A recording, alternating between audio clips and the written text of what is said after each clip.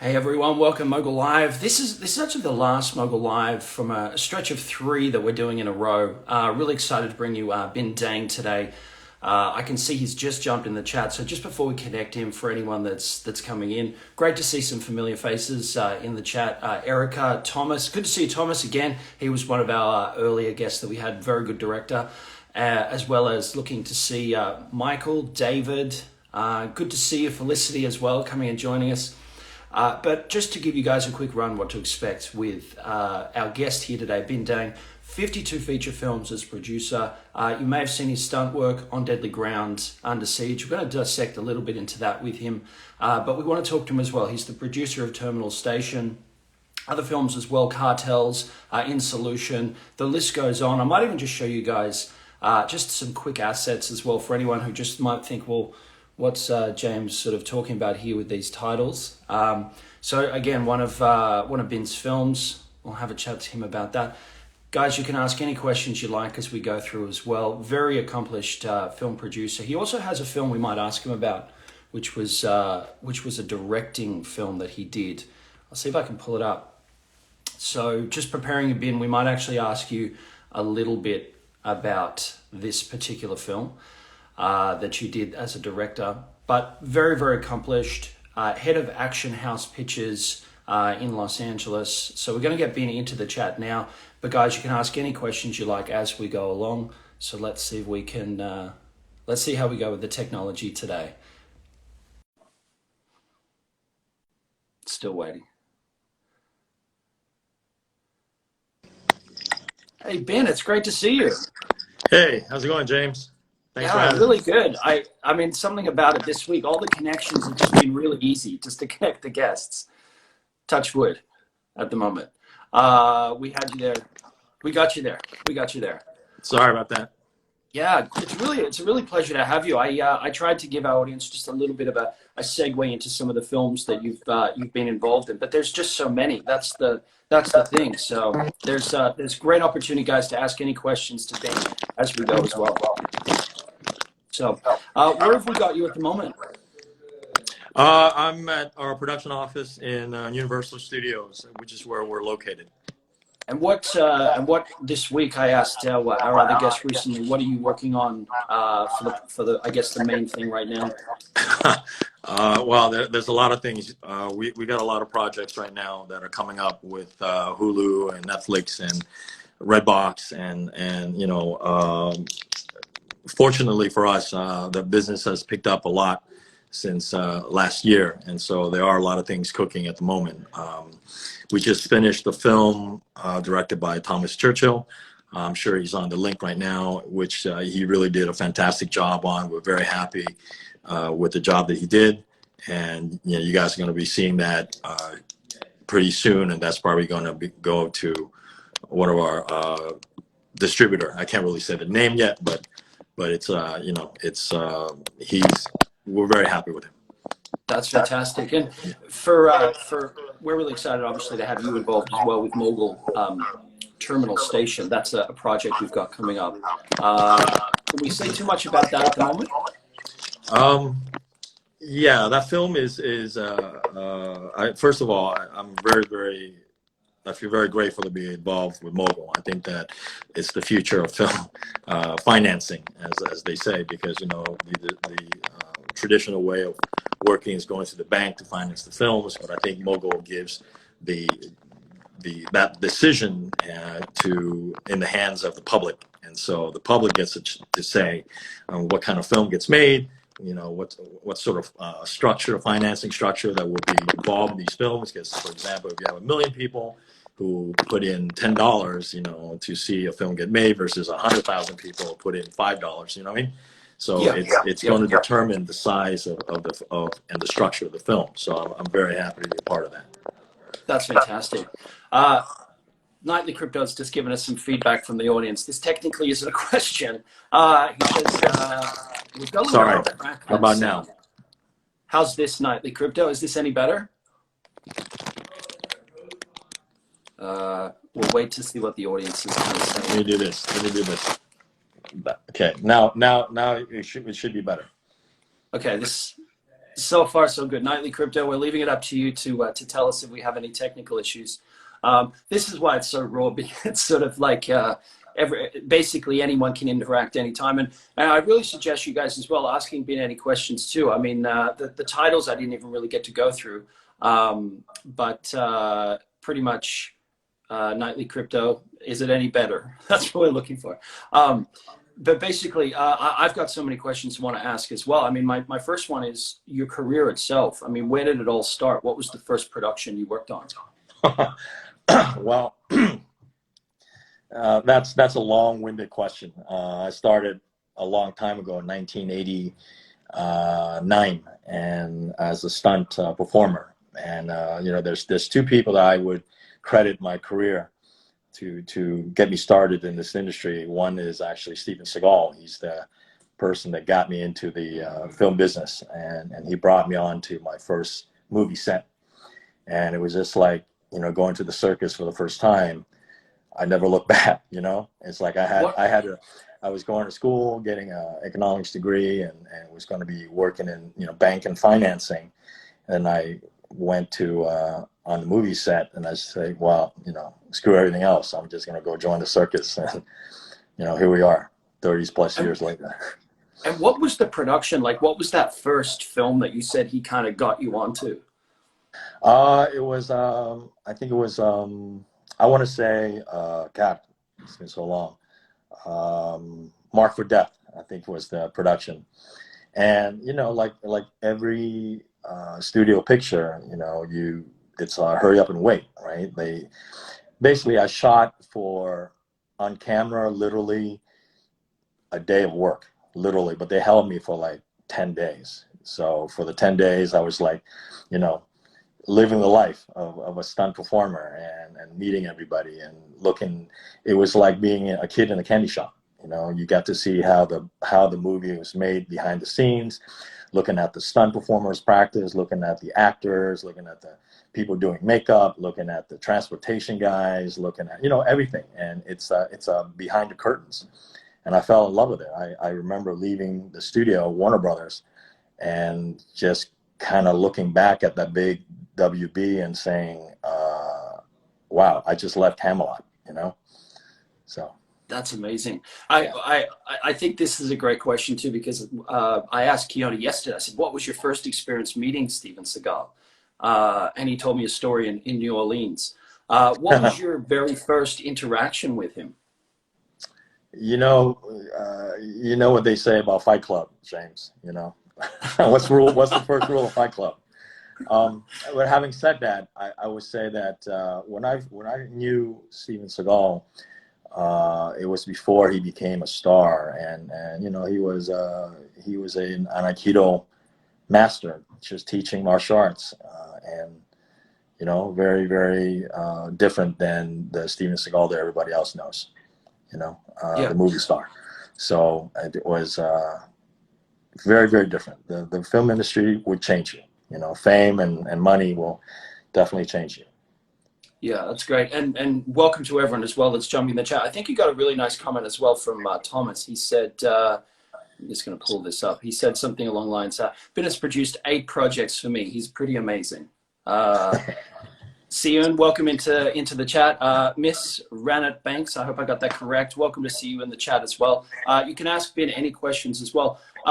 Maybe, I guess, a segue into that question too is, how did you first come across Mogul? What was your first interaction there? Well, through Kevin Weisberg. Kevin is one of our senior partners at our company, and he brought in the idea of Mogul joining forces with us to create content. And I thought it was just an amazing opportunity for us to get involved at the ground level, because I think this, Mogul is going to explode. And in the next few years, I mean, it would, in my opinion, it has a opportunity to become like the premier crypto film based crypto, out there, that is going to be very, very, anybody that can jump in on it at this point would be very fortunate, a couple years down the line. Well, we're really excited to be partnering up with you. I mean, Terminal Station. This is the feature film that we have. For anyone that was in the chat yesterday or the day before, we sort of were speaking with Thomas and also Keone. Just briefly touched on it. This is going to be a great action film that Mogul's going in partnership to make with you guys. What are you most excited about with the actual script, about the film itself? It's a really tight, small action film that's character driven. And like when John Wick 1 came out, it was a very simple story. And the same with this film. It's a very, very simple story.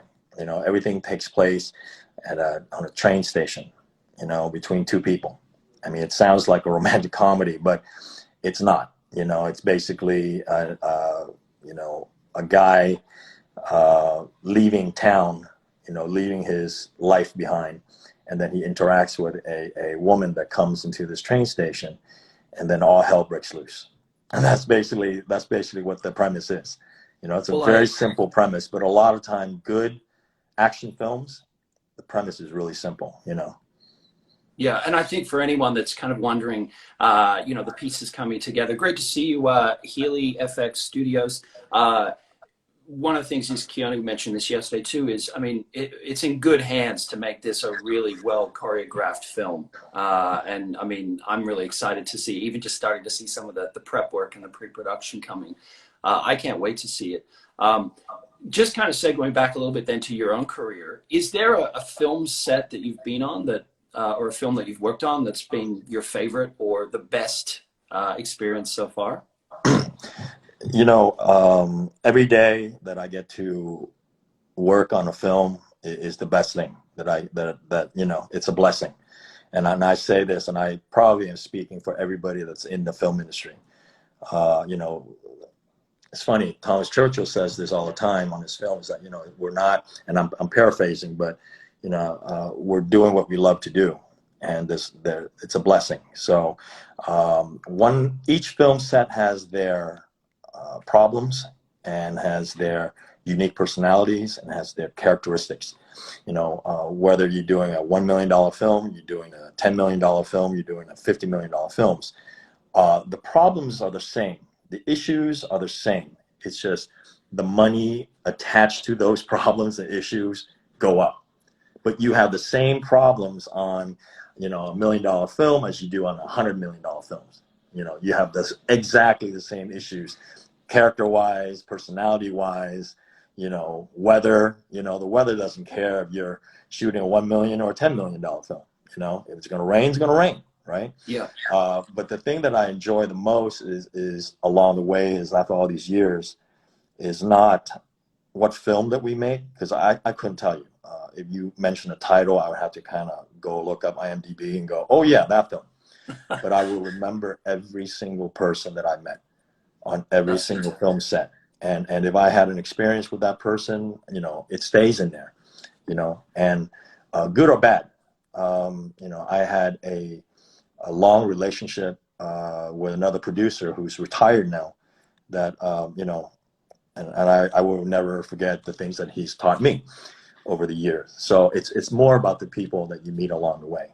And yes, I love that. I love the way you were sort of saying that, because we've sort of briefly touched on it. I've had with previous guests over the years, which is, films have different budgets, but just because the budget goes up doesn't mean there's not going to be problems.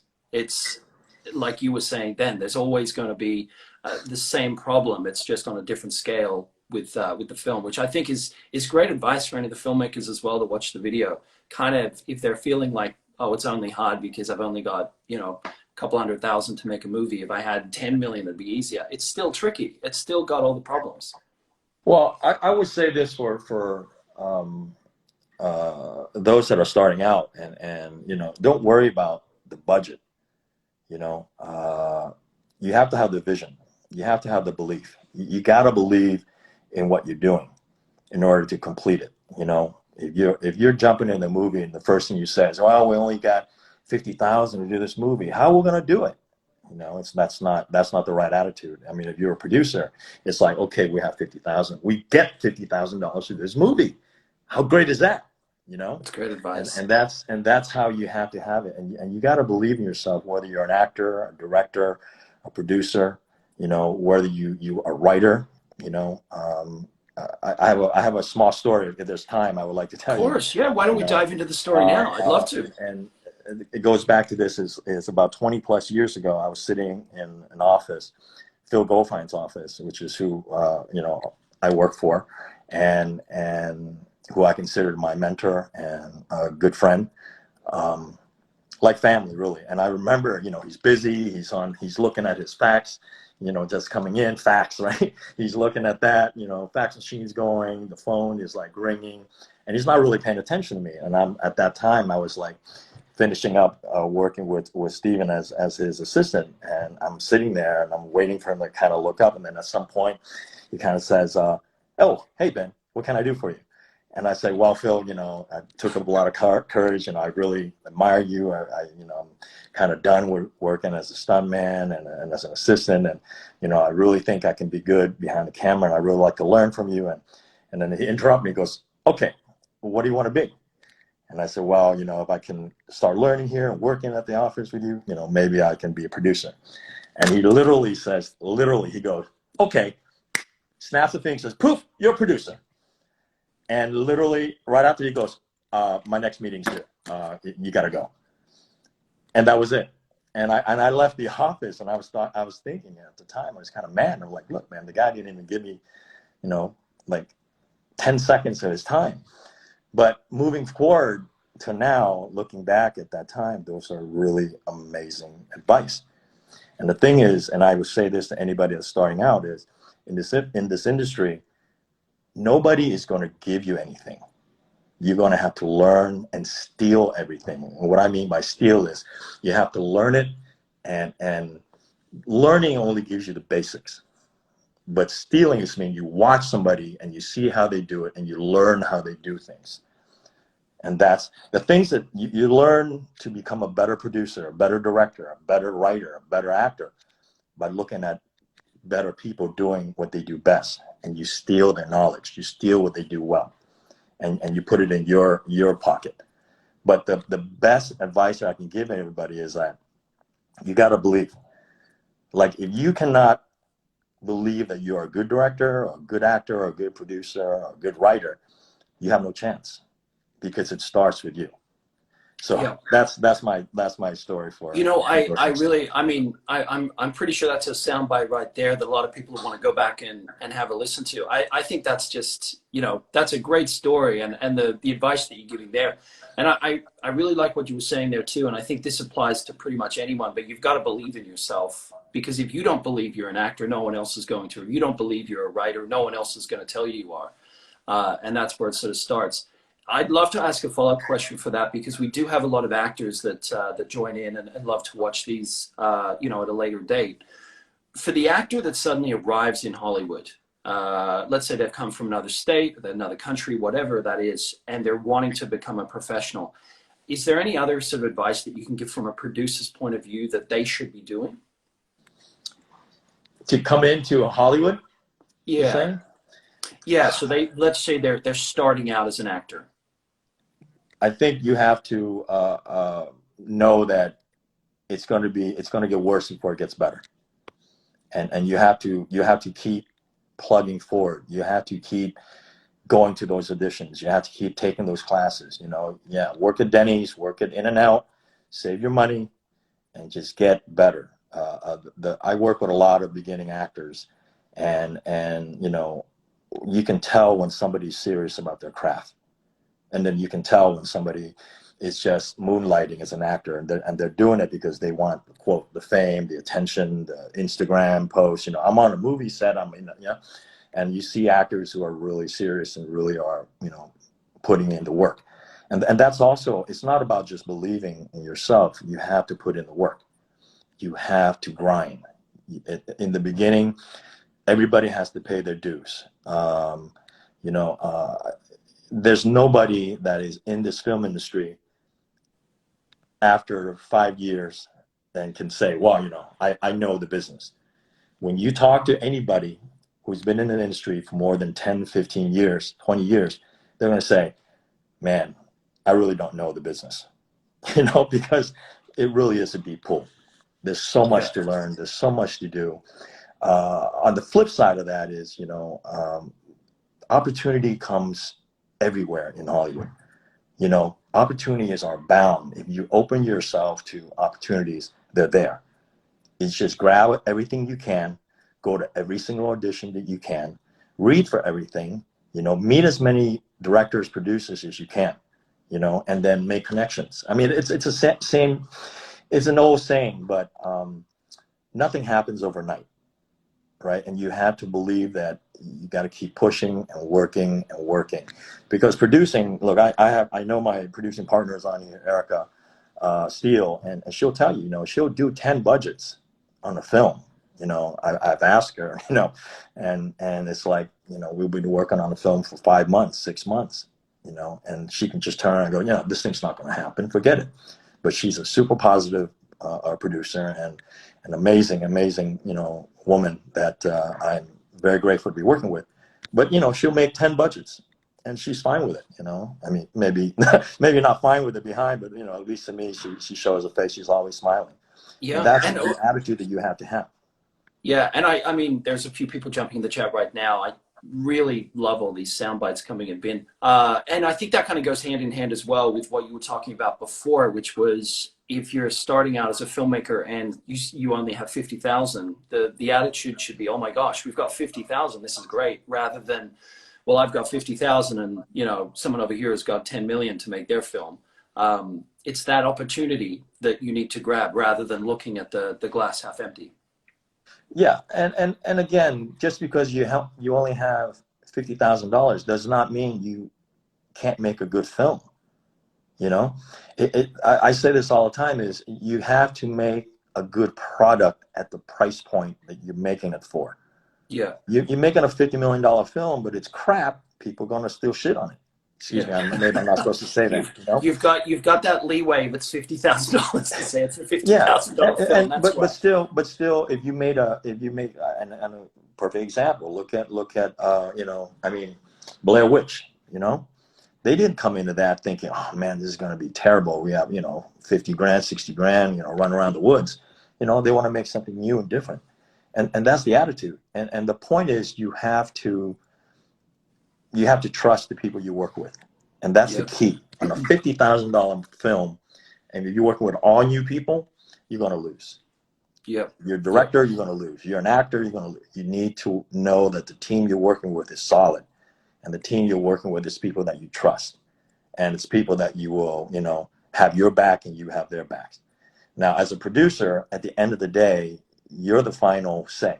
So if the movie loses money, it's on you, and you have to be able to accept that. It's not on the director. It's not on the the DOP. It's not on the actors. It's on you.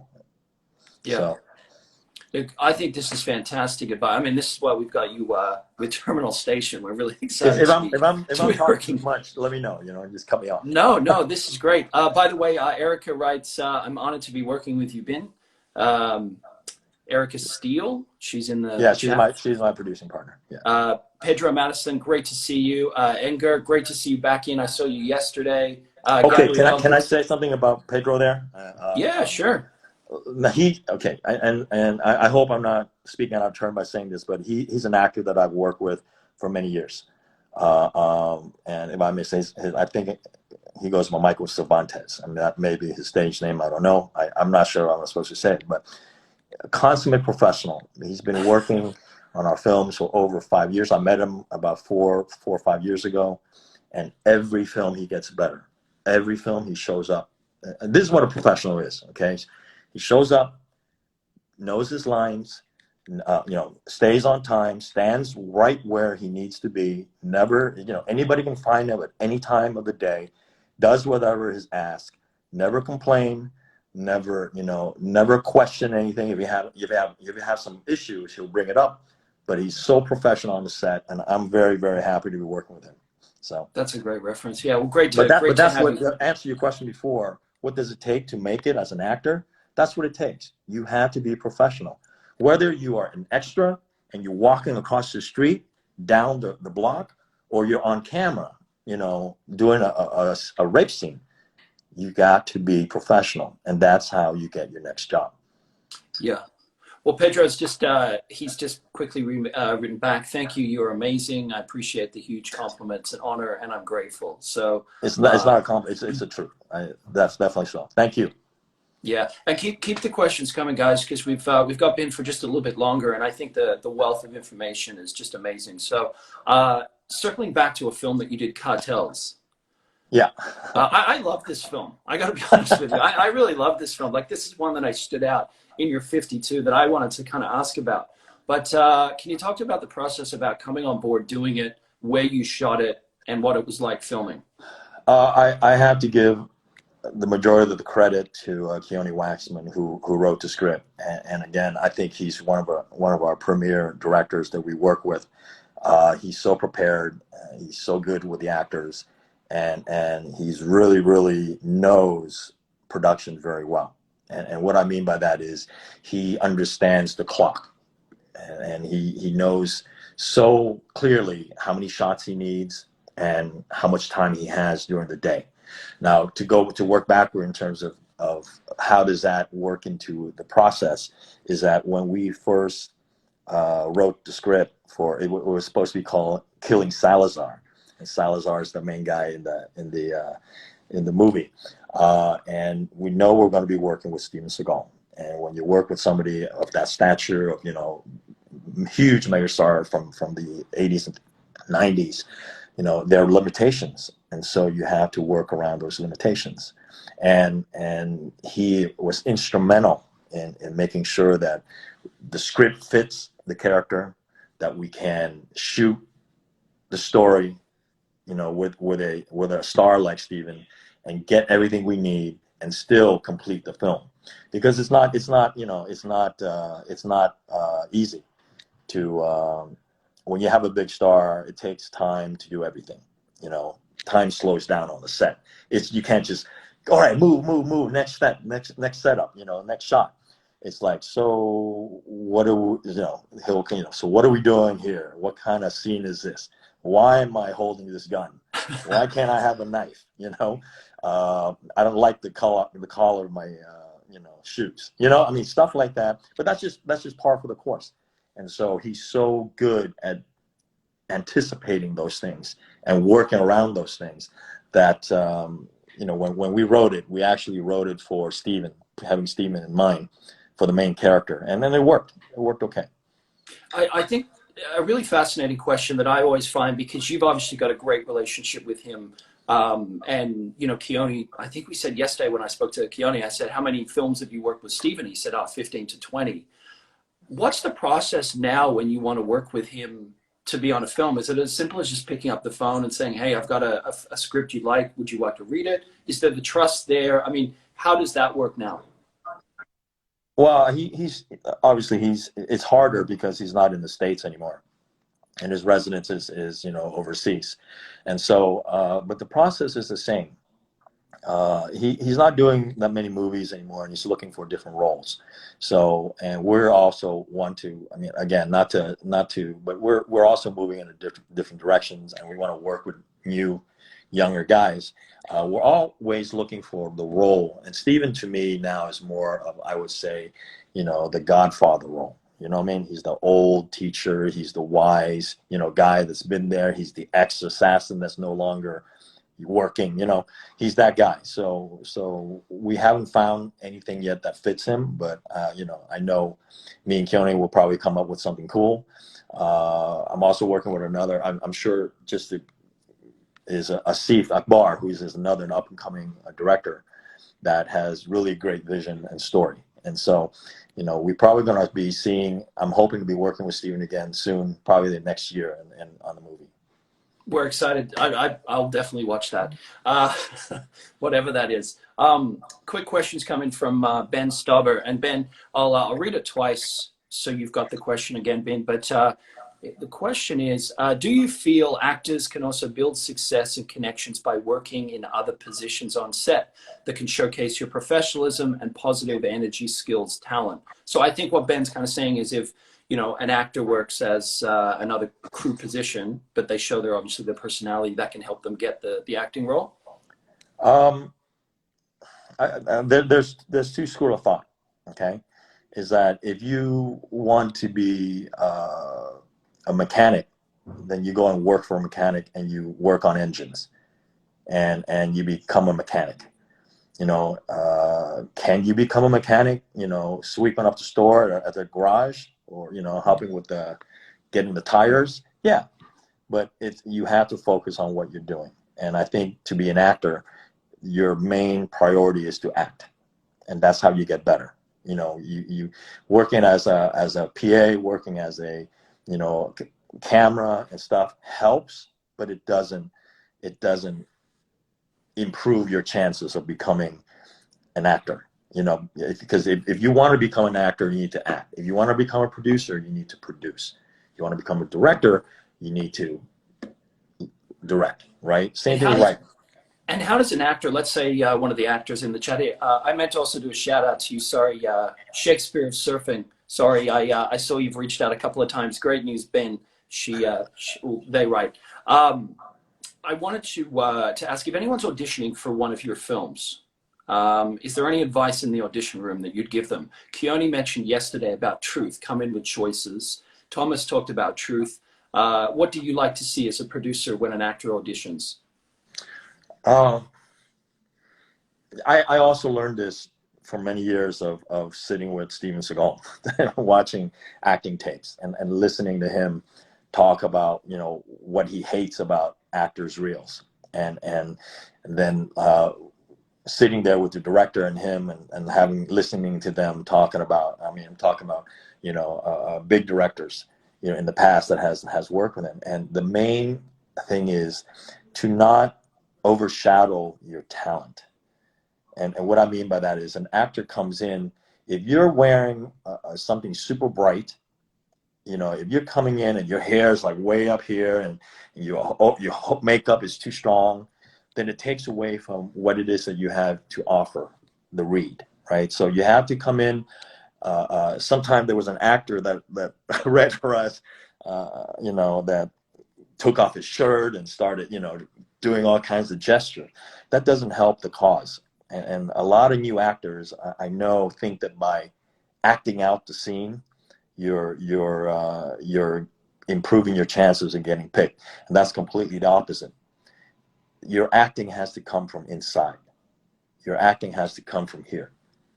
It's what you bring, what connects you to you and me is what's on this part. It's not what you wear, it's not your hair, it's not your makeup, it's what you convey here. And if the more pro the actor is, the less he and she comes with, accompaniments, right? They dress Yeah. really plain hair, and they just come in and they act. And then you go, wow, what a great performance. Because that's what you're looking for, a great Yeah. performance. And, Not a and I great think, shirt, not nice hair, not the beautiful makeup. yeah, and I think that, I mean, Thomas has just jumped in there with honesty as well. I think that kind of goes down to exactly what you're saying, which we had a casting director on here about a year ago, and she's a very well known casting agent. She sort of said that, that the actors that come in, they're so worried about how they look on screen, take away from any sort of truth, because if they're supposed to be playing, like a 9 till 5 regular person, yet they're dressing up like they're going to a cocktail event. It just takes away from any chance of the casting actually going their way. Yeah, and that's 100% true. And you see so many actors, so many tapes, so it becomes kind of like repetitive, right? So what you want is you want the person to present themselves right away, right? Like, because it's so subjective anyways. I mean, sometimes the right actor is not right because the director doesn't like the hair color, doesn't like the eye color, doesn't like the height, doesn't like the weight, doesn't. I mean, unfortunately, that's just how it goes. But you want to give yourself the best chance. You need to just be very, very keep it all in your face. Keep it all here. Like connect through your eyes, connect through your speech, your delivery, and nothing else. Don't worry about the hair. Don't worry about You know, if you're, don't worry about, don't bring the microphone because you're reading for, an interviewer. You know what I mean? Just don't Yeah, worry about that, right? So that's my best that's advice.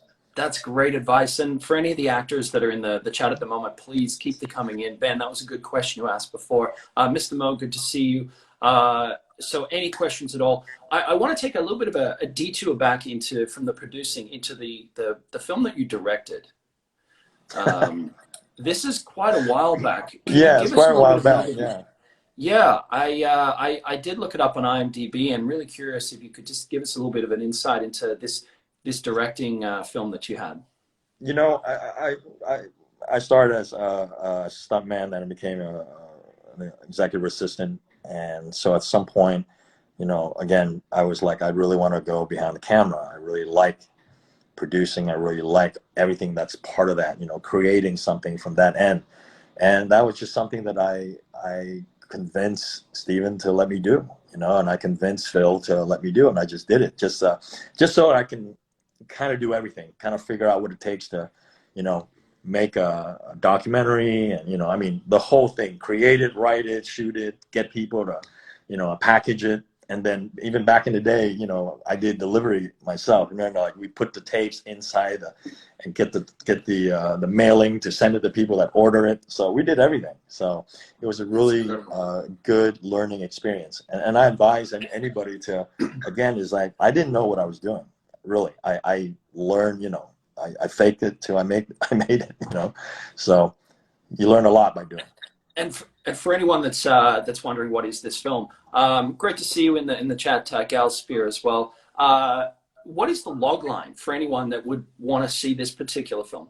If you wanted to see, it's a martial arts documentary about Steven Seagal back in the 60s and 70s when he was in Japan. Basically, it's just, some interviews that we did, some old footage that he had back in the Japan days when he's like in his 20s. And he's a really interesting character. I mean, Steven Seagal himself is, everybody you meet in Hollywood has a Steven Seagal story. It doesn't matter who, from PA on the set to the executive producer to the studio head. There is a Steven Seagal. I was just speaking to somebody at CAA the other day, and she had a Steven Seagal. Like, I didn't know her. I met her for the first time, and then she said, "Hey, I got a Steven Seagal story." So it was like it's everywhere. So I'm not sure. I mean, if anybody wants it, we can probably get them a tape, but it's still out there somewhere. It's on YouTube. You can probably pull it up. Yeah, and it actually looked really cool. That's why I was going to ask you about it. So basically, go to YouTube to see if, to kind of get a copy. Probably would be the quickest way. Yeah, and again, it was a first try, and I made a lot of mistakes, and I learned from it. But that's kind of the key to success, is you got to keep making mistakes and learning from it. Yeah. With I've sort of segued a little bit on the actors and the directors a little bit. Talking about Hollywood right now, obviously coronavirus has come in. It's changed a lot of things. From someone that's been in the industry a long time, how has the industry changed, say, 3 years ago to now? What you're seeing? Oh my God. Well, there's a lot more starving artists and starving directors and starving producers now. I mean, last year was terrible for the industry because, the fact that you have to be so socially distant, and working on a film, I'm sure as well, James, it's a collaborative effort. It's a family. And so it's tight, rubbing shoulder to shoulder, you're doing action. There's a guy, sweating on you, women fight, it's like acting is like lovemaking. So, everything is tight and close, in close space. There's like 20 people, cameras, lights, and all of that is gone. You have to separate. There's no crowd scenes. There's no kissing. There's no, everybody's like 6 feet away, and you're shooting a dining scene in different rooms, or two people talking. So yeah, it absolutely impacted the industry. Do I think that we will come back? Yes, I think the film industry will always come back. There may be little changes and adjustments that we got to make, but overall, I think it will survive and will come back because people love entertainment. People love film. Yeah. Yeah. I'll quickly jump in with a couple of Ben's just replied back to your answer. He writes, great feedback. Thank you both for your time. What are some key qualities you look for in producing a film, and what can filmmakers do to create strong product to promote and hopefully get produced? That's a really tough question. The first thing is that you gotta trust your gut. And the thing is, you don't know until you've done many films and you kind of get an idea of what works, because you see it. You make a movie, it goes out to the market, and then you get feedback right away. These days, you get feedback off of off of the previews. Oh, this movie sucks, and but that's a feedback, and so you got to look at it and go, well, why does it suck? Or why? Or this movie's great. Oh my God! Oh, I can't wait to see it. Well, why did that person react that way? And so you build that kind of understanding of what works and what doesn't work. And then you work with other professionals who you trust in their opinions. And I would say the number one hurdle to making good film is collaboration. Because the more famous you get, the more higher budget you get, you become insular. You become like, well, I know the answer. You guys need to listen to me. And that's completely wrong. And that's, maybe I'm not there yet, but for what I see is you have to collaborate. You have to trust that the person, the director that talking to you, the writers talking to you, the inputs given from the actor are real.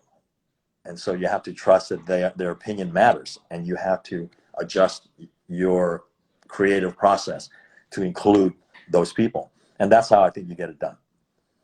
That's amazing advice. I really think, I mean, the collaboration side is what, again, so many people talk about, because you can't do everything yourself. You can't wear every single hat.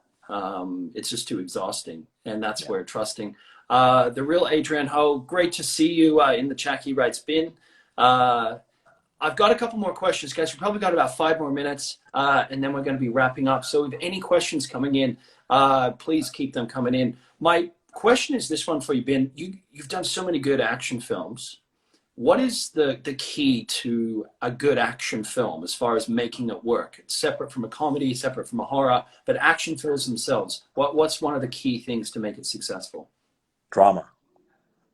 I would say that is, without drama, without a relatable reason for the viewer to watch why your hero is going around killing everybody, you're just watching a stuntman, doing an action scene, and there's no connection.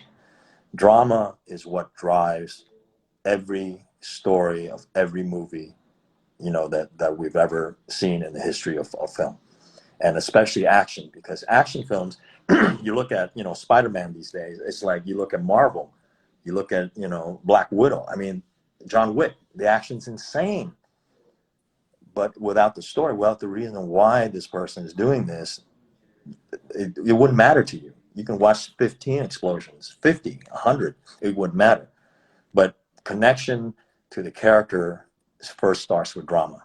And that means something happens to drive this character on this journey. And if you can connect and you care about this journey of this character, then you're going to enjoy the process. Then you're going to feel... And it makes sense, right? That's why there is the actual action scene. It's Correct. Not just for the sake of it. Correct. Yeah. Another quick question for you. Where's your favorite place to shoot a movie? If you could shoot anywhere, where do you enjoy most shooting? It's, again, that's subjective, but I really enjoy places like Thailand. Tokyo is great. I enjoy Eastern Europe. We shot a lot of films in Romania. We're looking at the Ukraine right now. I think that's going to be amazing. Louisiana for me has been an amazing place. New Orleans is one of the best, crews and places to shoot. I shot a movie with one of my friends who are directors on here in Poland, and it's one of my best movies that I enjoy working. And he's still friends with. We're working on film right now. I want to say it's The Foreigner. in Poland in 2003, I think. I may be wrong, but Michael Oblowitz is the director. He's on, and you know, we've been friends since then, and we still, when we talk, laugh about those days, because that's, you know, Poland's one of the best places to shoot. You know, If I could, if a follow-up question, just Poland, what makes it so great to shoot there?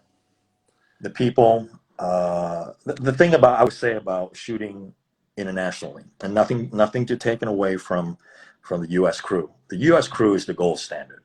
Okay, the Hollywood crew is the gold standard, and everybody tries around the world to emulate Hollywood. You know, because we're so professional. We're so, like, every department, everything is done well. But the thing about what I see in Eastern Europe and in Asia and in South America and, you know, other places, is that there's a love for filmmaking. Like, people there take filmmaking like they won the lottery, so they get to work in a movie, whether they're standing in the field watching cows, you know, or they're actually the producer, you know, renting the studio space for you. They love the process, and there's a love that you cannot deny them. You know, like, they will die to make a movie. You know, they take it so seriously. That's great. Yeah, and the enthusiasm, I mean, that's infectious on a film set, isn't it? The kind of, like, the energy that brings. Ben, these are great questions. Here's another one. He's mentioned to you, Ben, at what point in your life did you realize that the film industry would become your full-time career? I don't know, last week, when I realized that I've been in it for so long. You know, at what point? I honestly, Because like you were Steven Seagal's. Could I jump? Sorry, could I just circle back and ask to confirm? You were Steven Seagal's assistant first up. Is that right? Yeah. That's how. I was a stunt performer for him for about 5 years, and then I became his assistant. Oh, gotcha. Yeah. And was that the point that you? I realized that, like I said, my first time on the set, I was treated so well, and I said this all the time, like, I got my heart broken the first time on the set. Like, I fell in love and got, you know, and then got tossed away. Just real quick, I mean, first time I was on the set as a stunt person, you know, the makeup lady came over, stunt coordinator, one of the top stunt coordinators in Hollywood, took care of me, lent me his pads. You know, they fed me well. They gave me, you know, like, I had my own trailer. You know, a hair person, makeup, everybody was, like, treating me like I'm the star, you know? And I'm like, wow, this is great. This is what the movie business is about. And as soon as the director says cut, I couldn't get a PA to tell me where to go to sign out. And I was just, like, astounded by, oh my God, what just happened? But when I walked out of the studio, I just realized I'm in love, you know? This is what love is about. It's about, you know, pleasure and pain at the same time, you know. So that's what I knew. And the very first film that you worked on, because I know she did Under Siege, you did On Deadly Ground. Mark for Death was first before Under Siege. Mark for Death is my first one. Wow. Yeah. Wow. Yeah. So that was the one that I knew. One more question, guys, and then we'll have to let Binh go, because the chat's had so much great content. I got to ask you this question, the last Steven Seagal question, but everyone has a story. Everyone has a story about Steven Seagal. I think, you know, you and your crew know him so well. Is there any story that you could kind of leave us with for us to kind of hear? Well, again, you know, rule one of Fight Club. Fight Club, right? It's hard to say, but I've shared this before, and I'll leave you with this one. Basically, and this is, again, very subjective. People know Steven, you know, many people have stories about him. Okay, good and bad. I would say this, but here's one story that I had that really connected with me, and it was when I first started working with him, and we were traveling in India. And this is right after or right before Under Siege. It was a big, you know, he was Warner Brothers' top action star. So we went to India, we flew into Mumbai, and really, he's supposed to have a press conference. And, you know, it was like at 9:30 a.m. in the morning. Anyways, he's about 2 hours late, you know, and all the press was there. I mean, literally all of India was there. every single press, with their cameras, room full. And he basically came 2 hours late. Everybody's pissed off. And then he finally showed up. He went, sat down and says, "I don't feel well." Got up and left and walked out. And of course, I was just shocked, and we were all shocked. We're like, "Oh my God, what are we going to do?" Of course, that was not received well by the Indian press, obviously. But, he didn't care. Now, cut to the next night before, I left him to go to bed. He says, "Oh, we're getting up at 5 in the morning. We're going somewhere." I'm like, "Okay." 5 in the morning, we get up and we get in the car and we drove literally 3 hours into the desert somewhere and then we came into this like really out of nowhere, this kind of building that looks like it's all made of cement and there's really no windows, and we drive in, it's really desolate, and the smell was just it would I would puke thinking about it now. It's really bad, and it was like 100 degrees by then. It was like 9-10 in the morning, but it's like super hot. And he gets in there, and all of a sudden I see there's like it's a house for the untouchable children of India. So the untouchable class, or the class below the lowest class in India, meaning you can't, when you say untouchable, and these are kids that were from the untouchables, and they're left on the streets, and the government had nowhere to go, so they put them in this house. And so we get out, and the stench, you cannot, I couldn't describe it for you. But then you see all these kids are like screaming, Steven Seagal, because he was a huge star in India. And he's ended up staying there literally for like 3 hours. Just sat there, and the kids climbed on him, and, they played music, and, and it was like, I see the joy in these kids, faces, and it's the most joyous that I've ever seen. Like, these are kids that are like, would never have a normal life like you and I. Like, they're just, forgotten. Like, they're out in the desert with someone. It's 110 degrees, right? And I just remember looking at him and go, wow, this guy could walk into a 5-star hotel, into a room full of the biggest press, and walk away.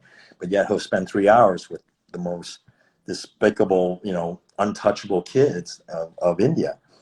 And he's fine with it. That's an incredible story.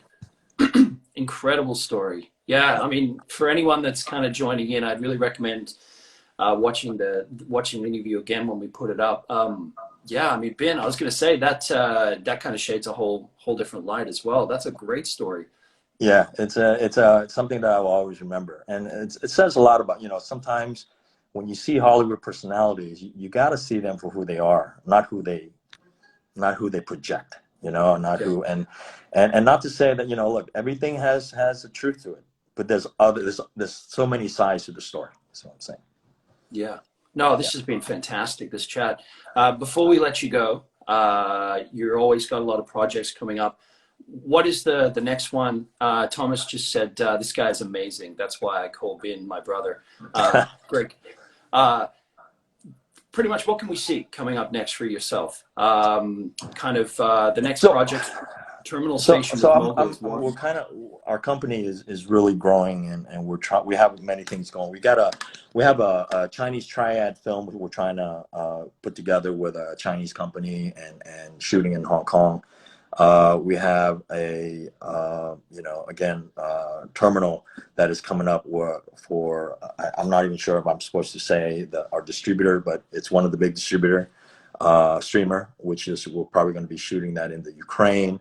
I'm looking forward to that. We talked about that a little bit. We're trying to have, there's a slate of films that we're doing, with something like Hulu, Tubi, Redbox, and a couple of travel shows and cooking shows. So we kind of have my hands in everything. And again, it's, Phil Goldfine, who I work for, is the one that's kind of captaining all these projects, and whichever one comes down first, we'll knock it out. Really inspiring, really inspiring.